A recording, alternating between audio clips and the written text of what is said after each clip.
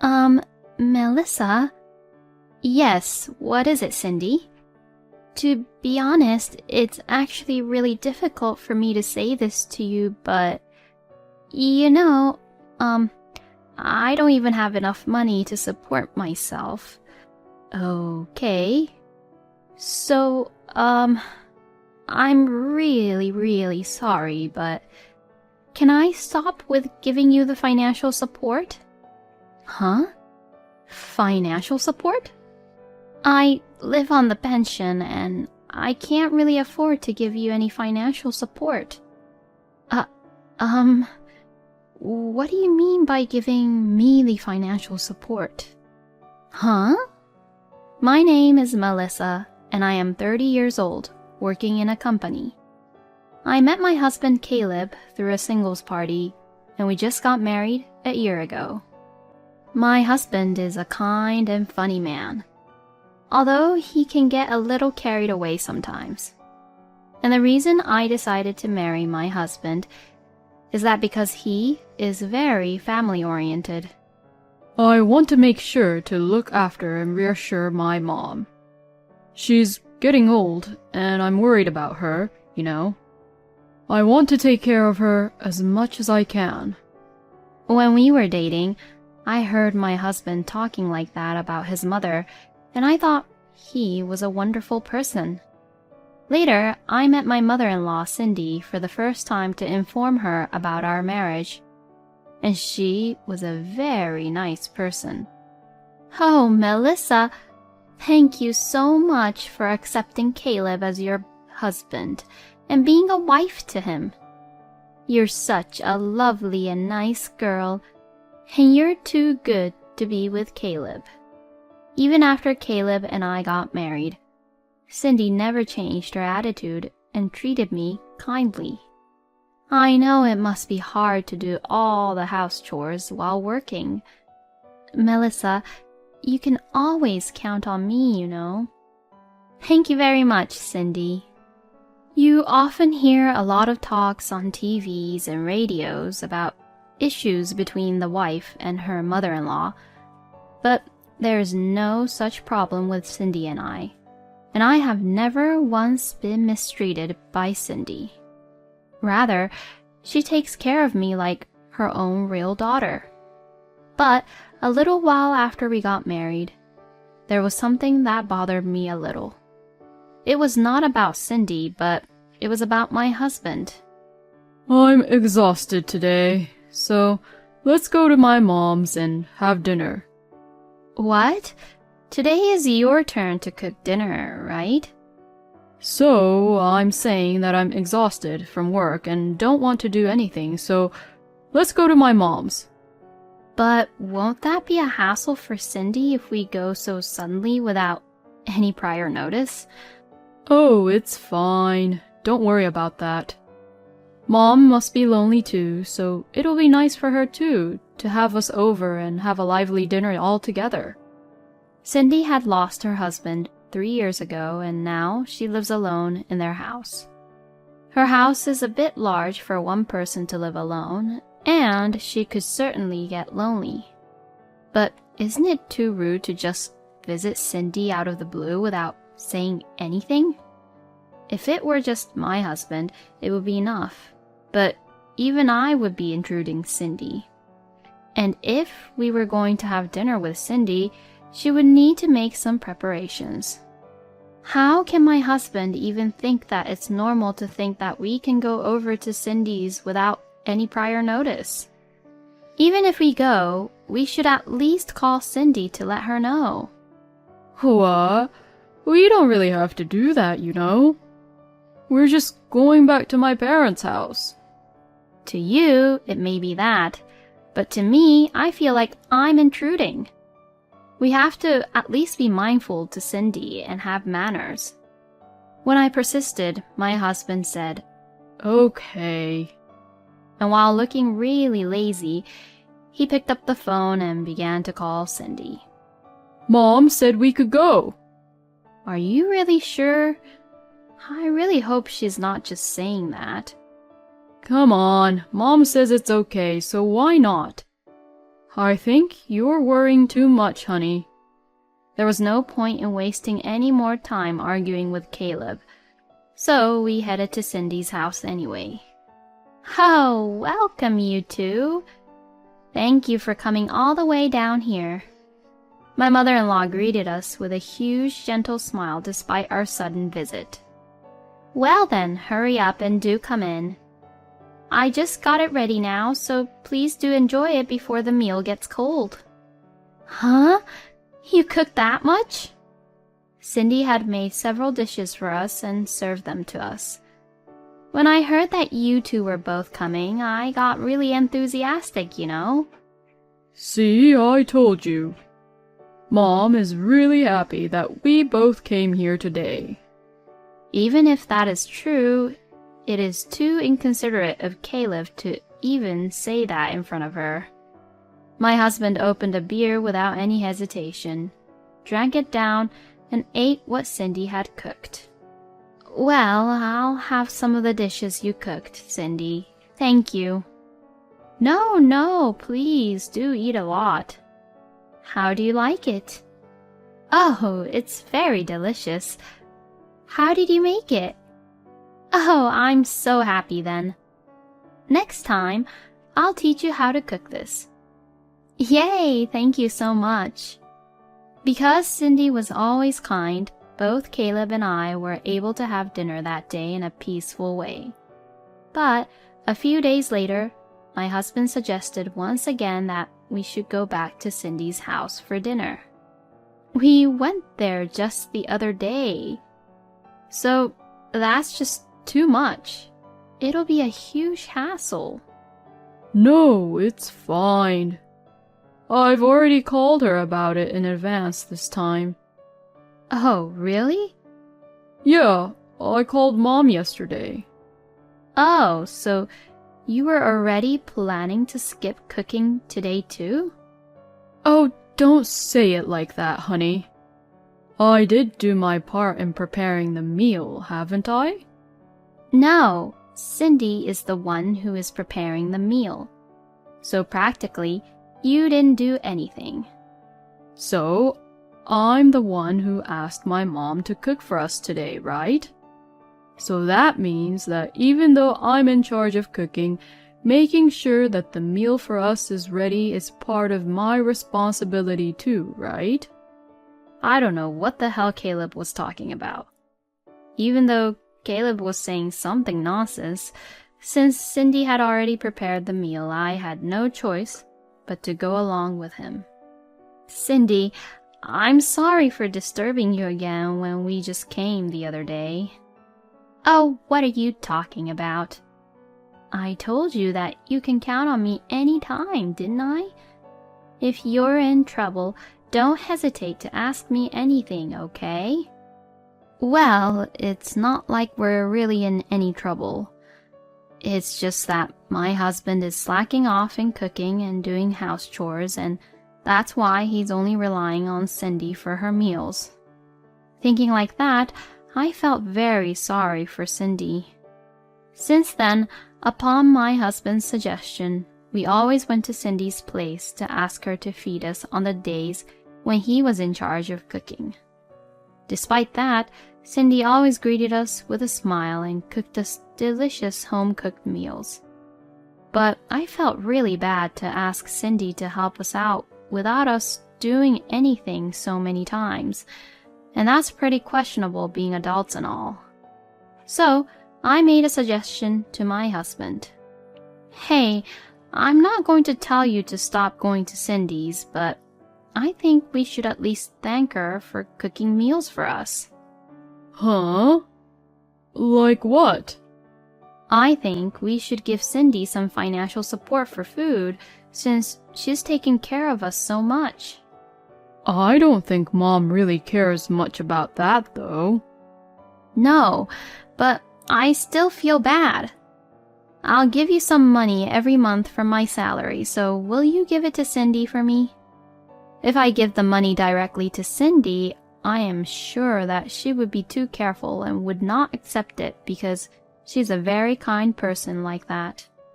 So I thought it would be better to give it to her from my husband, who is her son. My husband's eyes widened in surprise, but he said, "Well, if you insist that much, then I understand. I'll take responsibility and give it to Mom." I was relieved that I could now repay Cindy a little in this way. After that, we continued to eat dinner at Cindy's house, and my husband would say this: "We're eating at Mom's place," as if it was a normal thing now. We had dinner at Cindy's house about twice a week, and before I knew it, 3 months had passed.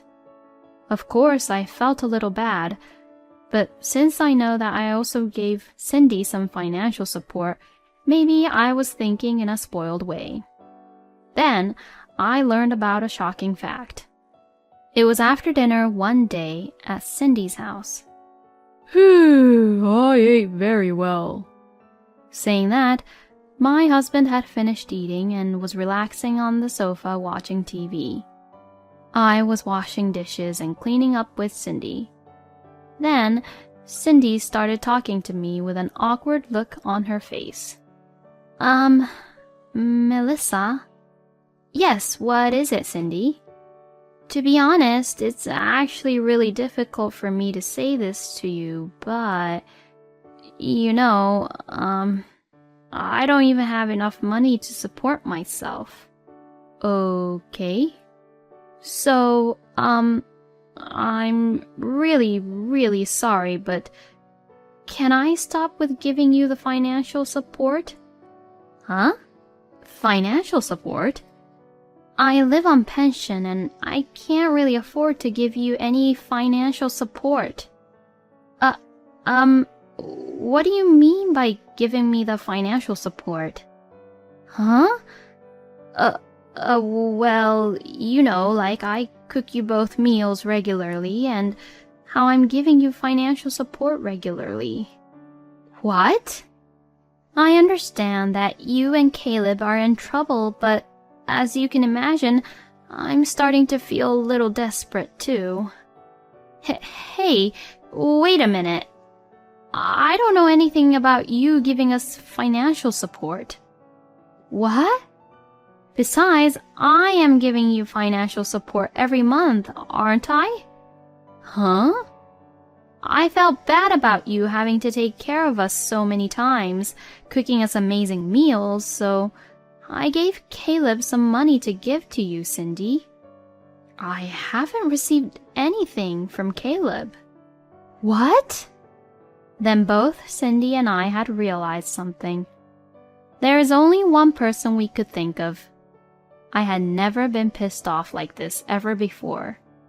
Then I immediately went over to Caleb, who was lying on the sofa. Hey, Caleb! What is the meaning of this? What?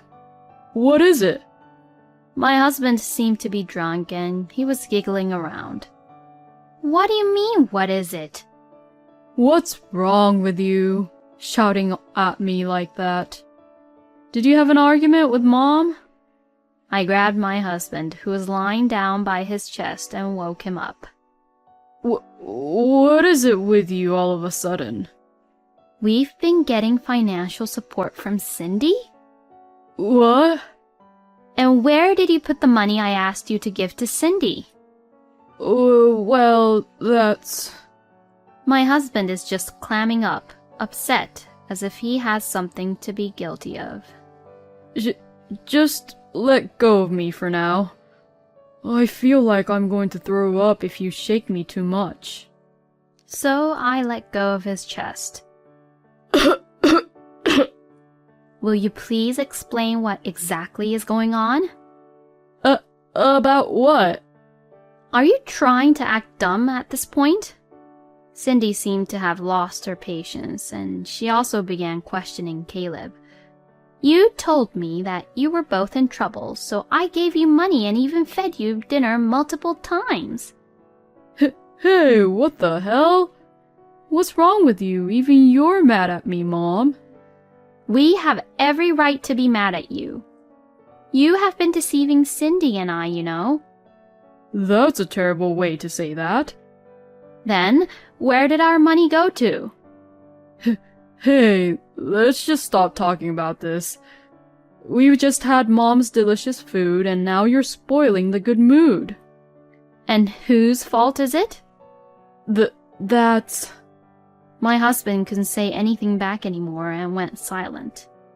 You're not going to tell me how you spent the money, are you? All right, fine. Then I have an idea too. Caleb looked at me as if he was asking me what my idea was. I called my sister-in-law, Lila. Lila is very protective of me and takes care of me really well, and my husband is very weak towards Lila. Lila is a strong-willed, independent woman, and when my husband, who has always been a good guy, would get carried away, she makes sure to set things straight for Caleb. When I called Lila and explained the situation quickly, she said she would be here soon. When my husband found out that Lila was coming over, his face turned really pale. Lila lives about a 10-minute drive from Cindy's house, so she came right over. Caleb! What the hell did you do? What did you do with Mom and Melissa's money? That's... My husband stubbornly refused to talk even after Lila arrived. This is going to be a long battle. Melissa, you can go home for today. I'll interrogate him all night and make him talk. Thank you very much. I'll be waiting for your update. So, I took Lila's word for it and decided to go home first. The next day, when I went to work as usual, I received a message from Lila. Caleb finally came clean. He's a terrible bastard. Can you come over to Mom's house again after work today? I wondered what it was. I wondered what Caleb did which made Lila describe him like that. So, I went to Cindy's house after work. My husband and Lila was already there. Oh, Melissa, I'm sorry to make you come over again. It's okay. My husband was made to sit on the floor, and his face was turning pale by the minute. Well then, Caleb, why don't you talk to Melissa properly about the truth? I stood right in front of my husband to listen. He was looking down at himself really awkwardly. I can't really understand you if you keep looking down. Please explain to me what's going on. I'm so sorry. It was just a spur-of-the-moment kind of thing. What was? Well, I had an affair with another woman. Huh? I'm really sorry. So you were cheating on me behind my back? I guess so. You're such a bastard. I'm really sorry. And? What did you use the money on which Cindy and I gave you? Answer me properly. For the trip and the date and the hotels for the affair. And the travel fees. What? A trip? How did you even have the time? Oh. Don't tell me that you're talking about these business trips that you've been having frequently. My husband then nods awkwardly. Wow, I can't believe this. I can't believe that you lied about your job and went on a trip with a woman to have fun. I'm really sorry. It won't happen again, so please forgive me. Oh, there is no way that I will forgive you. We're getting a divorce. A divorce! No way. You can't just divorce me. It was a one-time mistake. Then, before I could get mad at Caleb for what he said, Lila and Cindy snapped. That's enough, Caleb. What you did is absolutely unforgivable. Yeah, that's right. And what do you mean it was just a one-time mistake? When you've been on numerous trips and you've been seeing her secretly many times. Divorce is a must. A wonderful person like Melissa shouldn't be pushed around by such a lousy brother like you, Caleb. You will definitely pay alimony for your affair and the money you stole from Mom and Melissa. Oh no. Then, Lila took out the official documents for divorce and handed them to me. She thought that I would need it, so she got it for me at the city hall, as well as a number for a lawyer. I checked the documents and signed the parts I needed to sign and gave it to Caleb. My husband was reluctant, but Lila and Cindy got angry with him again, so he signed it right away. Thus, like this, my divorce from my husband was finalized. Then, through my lawyer, I demanded alimony from Caleb and his mistress. Of course, I also claimed the money I had given to Caleb.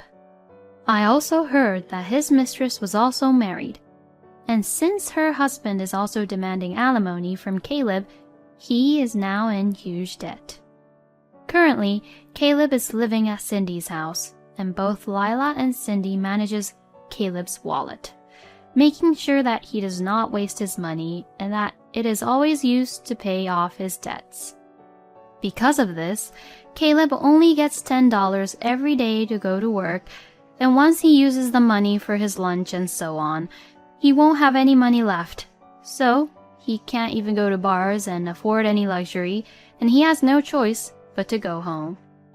Caleb deserves what he got, and it's not at all surprising that he now has to pay back the money he had used when it wasn't even his money. Caleb is just a low-life scumbag, having an affair based off on other people's money.